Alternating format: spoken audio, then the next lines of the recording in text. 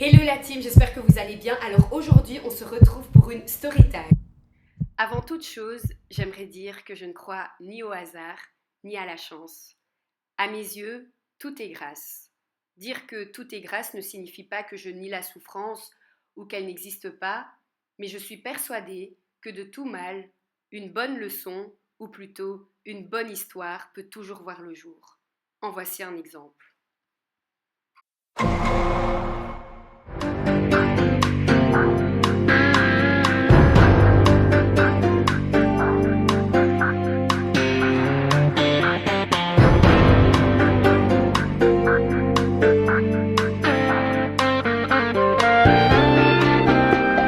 Cette histoire date de quand j'avais 14 ans et à l'époque j'avais une meilleure amie avec qui on faisait tout ensemble et on avait trop nos délires à nous au lieu d'aller faire les magasins, apprendre à se maquiller, etc. Nous notre délire c'était vraiment d'inventer des chansons, d'aller faire des photos dans les bois, d'être sur le Skyblog à fond la caisse, s'inventer des clips, filmer des émissions radio. Ce jour-là, j'avais absolument envie d'aller chez elle parce que je savais qu'on allait encore trop bien s'amuser. Et ma maman ne savait pas venir me chercher. Donc elle m'a dit, Poupousse, ne va pas, ne va pas. Ah ouais, Poupousse c'est mon surnom. Elle m'avait dit ne va pas parce que je sais pas comment tu vas rentrer à la maison. Et j'étais ah non maman t'inquiète, la maman de... On va l'appeler Elisabeth ma pote. La maman de Elisabeth va venir me raccompagner, il n'y a aucun problème. Ben, la maman d'Elisabeth n'avait jamais dit qu'elle allait venir me raccompagner. Je me disais, je vais trouver un moyen. Bref, donc je vais chez Elisabeth, on passe la journée, tout se passe bien, etc. Et au moment où il fallait rentrer à la maison, en fait, j'en avais marre de tout le temps demander à la maman d'Elisabeth de me raccompagner parce qu'elle, vraiment sur 100 fois, elle m'a ramené genre 98 fois quoi. J'en avais marre, j'avais honte. Donc au moment de partir, j'ai dit à Elisabeth, oh non, c'est pas grave, je vais rentrer à pied. Et pour Elisabeth, c'était normal parce que et elle et moi, on aimait trop marcher. Genre, marcher, c'était trop notre délire. Il faut savoir que Elisabeth habite dans un bois. Et quand tu sors du bois, c'est une longue chaussée, plein de petits villages et tout. Et moi, j'habite à genre 8 kilomètres de ce bois-là. 8 kilomètres, c'était rien, je trouvais ça vraiment rien. Je me disais, voilà, dans une heure, je suis à la maison et c'est bon. J'aimerais juste souligner le fait que il était genre 17 h, mais c'était en été, il faisait super bon. Je me rappelle que j'avais mis un mini short. En plus, j'étais toute mince, mini short, des longues jambes, un petit top comme ça, vraiment la fille, hein, vous voyez. Et donc me voilà, je commence à marcher, je marche. Au revoir Elisabeth, bye, ouais, à la prochaine, bye. Je marche. Me voilà que je marche. Je sors du bois. Ah oui. Sur la chaussée, il n'y a vraiment pas de maison. Il y a des maisons toutes les lunes. Et il y a, comme par hasard, ce jour-là, il n'y avait pas de voiture qui passait. Bref, j'étais vraiment seule au monde sur cette chaussée en train de marcher vers chez moi. Et puis, je marche. J'ai dit 1000 fois je marche, mais je marchais vraiment, donc je marche. Et puis, de l'autre côté, donc dans le sens inverse, il y a une camionnette blanche qui arrive.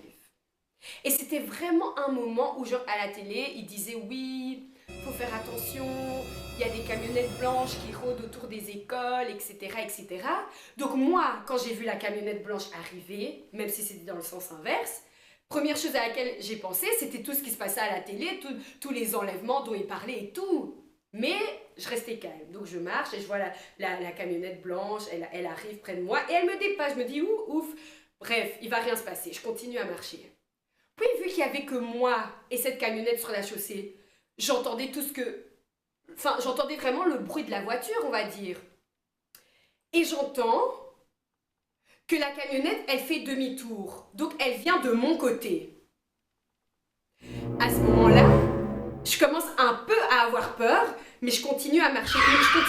Mais en regardant derrière moi, comme ça, en mode, oh, mais pourquoi il a fait demi-tour? Après, j'essaie de me rassurer en mode, ben non, peut-être que le gars, je sais pas, il doit faire pipi, ou il descend, il s'est trompé de chemin, il fait juste demi-tour.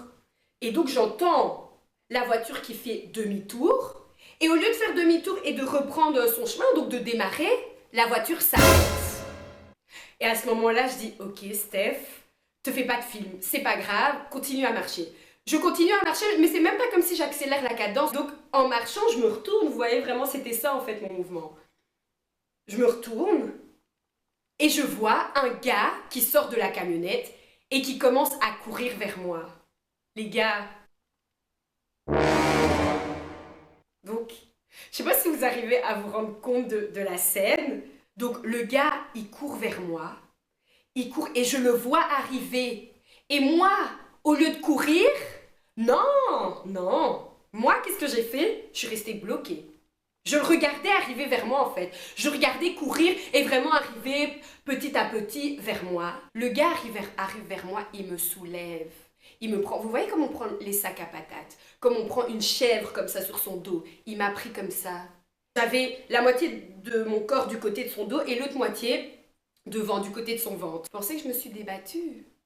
Quand je vous dis qu'à ce moment-là, la voix ne sortait pas. On dirait mes membres, on les a paralysés. Donc il n'y avait même pas moyen de faire quelque chose. Rien. Je suis restée comme ça. Vraiment, donc le gars, il m'a pris.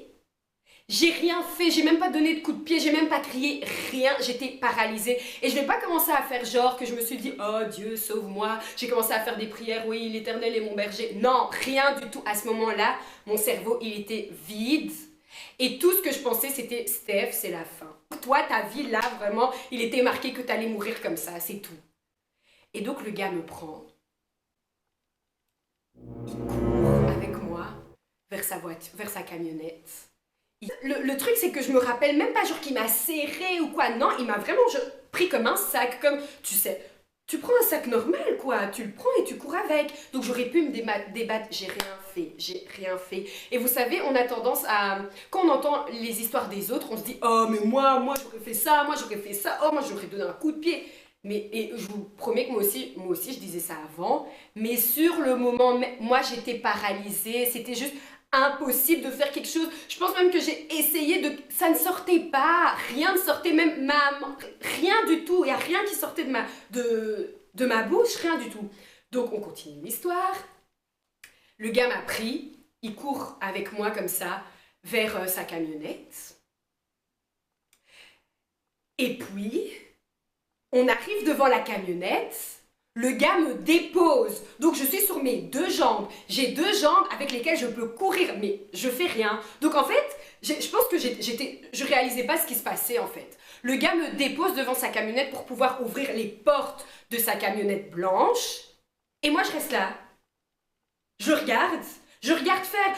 À ce moment-là, le gars, il me calculait pas. Enfin, ça s'est passé très vite, mais j'aurais pu courir. Je n'ai pas couru. Donc le gars me dépose devant sa camionnette. Il ouvre les portes de sa camionnette. Il me reprend. Il me reprend. Il me met dans sa camionnette en me tenant comme ça. Et à ce moment-là, il me tient, il reste bloqué comme ça sur moi. Il reste bloqué, il me regarde dans les yeux. Je sais pas ce qu'il a vu, je sais pas qu'est-ce qui s'est passé dans sa tête. Jusqu'aujourd'hui, point d'interrogation, je ne sais pas. Je me regarde dans les yeux et il me dit oh, non, non, non, mademoiselle, c'est bon, c'était une blague, vous pouvez y aller. Il me reprend, bam, il me met en dehors de la camionnette, il ferme ses portes, il part. Les gars, enfin, attendez, donc, je recommence. Donc il a couru vers moi, il m'a pris, il m'a amené jusqu'à sa camionnette, il m'a mis dans sa camionnette au moment où il doit partir, il me dit non, c'est une blague, vous pouvez y aller. Non, bah non, attends, non, ça c'est pas une question de chance, ça c'est pas une question d'hasard, c'est non, pour moi en tout cas, pour moi, c'est Dieu qui m'a sauvée. C'est Dieu qui... Je sais pas, franchement, si vous avez une explication, dites-le, parce que je sais pas ce qu'il a vu dans mes yeux quand il m'a regardé, je sais pas qu'est-ce qui lui est passé par la tête, mais le gars m'a laissé là en disant, mais vraiment, il avait l'air troublé quand il m'a dit ça, il m'a dit non, c'est une blague, vous pouvez y aller. Genre, donc moi, ma vie, c'est une blague. Donc, le fait de faire peur à un enfant comme ça, la prendre, la soulever vraiment en courant vers la camionnette blanche, elle se dit que c'est la fin de sa vie, c'est une blague. Non, non, c'est qu'il voulait vraiment le faire et qu'il y a quelque chose qui a fait qu'il ne l'a pas fait. Mais pour moi, c'est une force supérieure, c'est pas possible.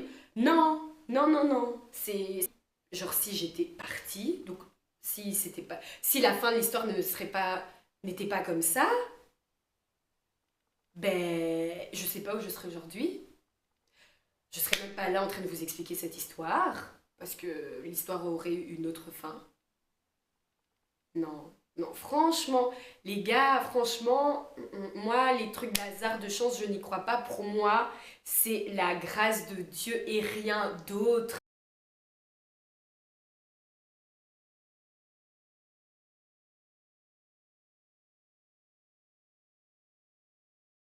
Ça me dépasse en fait. Je sais pas si ça se voit, mais ça me dépasse. Ça me dépasse à quel point Dieu aime ses enfants et Dieu nous protège malgré tout. Parce que comme je vous ai dit au début, moi j'ai pas commencé à faire des prières dans ma tête, ouais, Dieu sauve-moi, caca. Non.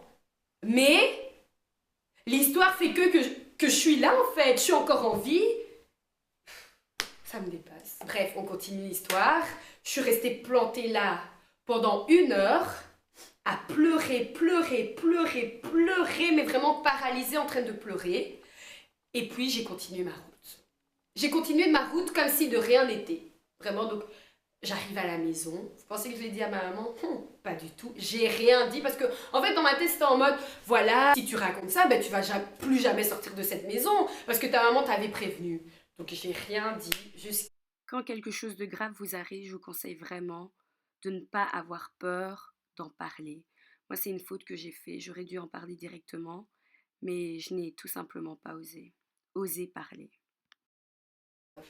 Je pense que je l'avais dit après à quelques potes, mais ma maman, je lui ai dit, genre, je sais pas, il y a 6 mois. Ouais, je lui ai dit, il y a 6 mois, et j'ai même pas pensé à dire ça à la police. Rien du tout. Donc, moi, les histoires de police ou quoi, ça n'est même pas passé par ma tête. Moi, j'étais en mode, ce que j'ai vécu, c'est comme si c'est un miracle, c'est comme si c'est un truc de ouf, c'est un truc de ouf, c'est trop bizarre en fait. Franchement, dites-moi qu'est-ce que vous pensez qui s'est passé dans la tête de cet homme à ce moment-là quand il m'a regardé. Ma seule conclusion, ma seule réponse, c'est que Dieu m'a sauvée. Franchement, moi, c'est vraiment la grâce de Dieu qui fait que je suis encore là aujourd'hui. C'est la grâce de Dieu qui fait que cet homme n'a pas été jusqu'au bout de sa folie, en fait.